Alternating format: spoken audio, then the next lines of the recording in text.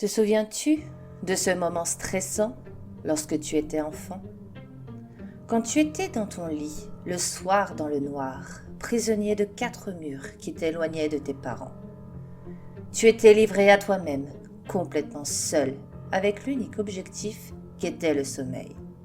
C'était un moment où ta jeune imagination laissait libre cours à toutes sortes de scénarios possibles, allant des plus mignons aux plus effrayants. Sans même le vouloir, tu t'es mis à imaginer des choses sans queue ni tête. Peut-être était-ce dû à l'absence de lumière dans ta chambre, ou alors à ton imagination. Pourquoi pas les deux, après tout? Emmitouflé sous ta couverture, tu essayais de fermer les yeux pour dormir, mais sans savoir pourquoi, tu les gardais grands ouverts. Tu fixais tes vêtements, les peluches sur le sol, l'armoire en bois en face de toi, mais aussi le miroir qui se trouvait juste à côté. Tous ces éléments devenaient effrayants le soir venu. Le tas de vêtements ressemblait à une tête. Tu croyais voir des petits monstres à la place de tes peluches mignonnes. Tu savais que 2 choses étaient plus effrayantes que toutes celles-ci, l'armoire et le miroir. Tu craignais que l'armoire ne s'ouvre toute seule, laissant échapper une chose affamée d'enfants innocents.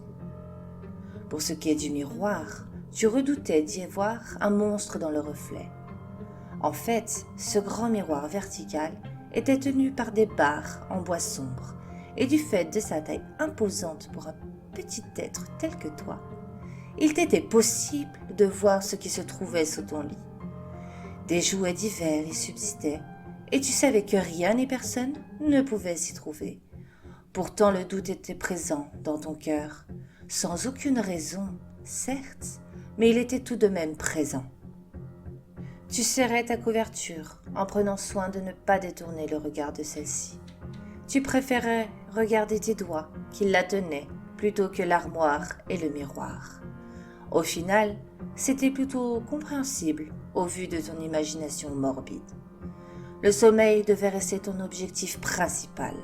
Alors tu as fermé les yeux en restant dans ta couverture, imaginant des choses belles issues de tes plus grands rêves. Enfant que tu étais, la couverture devenait une sorte de bouclier magique, comme un sanctuaire impénétrable par toutes les forces du mal. Quiconque tenterait de te faire du mal serait repoussé instantanément par une force divine. Tu aurais tout aussi bien pu imaginer qu'il s'agissait d'une sorte de cape d'invisibilité. Pas étonnant pour une imagination aussi infinie que la tienne. Mais peut-être que ton imagination était une sorte d'avertissement sur la réalité de la nuit. Qu'est-ce qui pouvait bien te prouver que les monstres n'existaient pas après tout?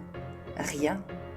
Quand tu rentrais dans ta chambre pour dormir, une entité te surveillait, attendant le moment propice pour faire de toi son repas de la nuit.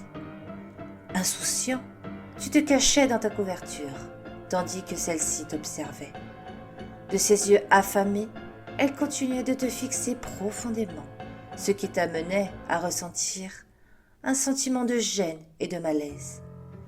Tu avais des sueurs froides et tu cherchais à découvrir l'origine de tes peurs. Mais tu ne trouvais rien, puisque tu préférais les fuir. Ensuite, une fois que ta peur avait atteint un seuil élevé, l'entité jouait avec ton esprit d'enfant. Elle te forçait à imaginer des choses effrayantes au sujet des objets qui t'étaient les plus chers. Tu étais forcé de voir des choses dans le noir. Elles avaient besoin de te garder éveillé pour pouvoir t'atteindre. Pour les enfants les plus chanceux, le sommeil les rattrapait et ils échappaient à son emprise avec 1 ou 2 cauchemars. Mais pour toi, le sommeil n'arrivait pas. Pour ce 3e et dernier palier, tu étais à découvert et par conséquent, elle pouvait t'atteindre physiquement cette fois-ci. C'était ce moment où tu commençais à voir des ombres se mouvoir dans l'obscurité ou bien des lueurs suspectes. Tu étais paralysé par la peur et tu n'osais pas bouger de ton lit pour aller voir tes parents. Sans même savoir pourquoi, Tu avais lentement déplacé le bout de ta couverture qui faisait barrage entre tes yeux et le miroir. C'était à ce moment précis que tu l'avais aperçue. Cette lueur qui t'observait, elle était là sous ton lit et semblait se servir du miroir pour pouvoir te voir depuis là où elle se trouvait. Tu ne pouvais rien faire d'autre que de la fixer. Sans même avoir eu le temps de réagir, elle sortit un long bras décharné qui s'est posé sur ta bouche, t'empêchant d'avertir qui que ce soit. Après ça, elle t'a tiré du lit, te faisant tomber au sol.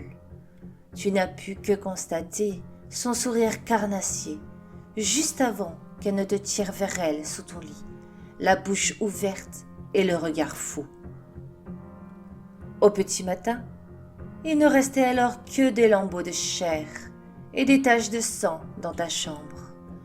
Pauvre enfant. Alors, prends garde à toi, pauvre imprudent, qui écoute ceci, car cette entité pourrait bien te choisir comme prochaine victime. Prends garde au monstre sous ton lit. Je l'ai envoyé te faire souffrir.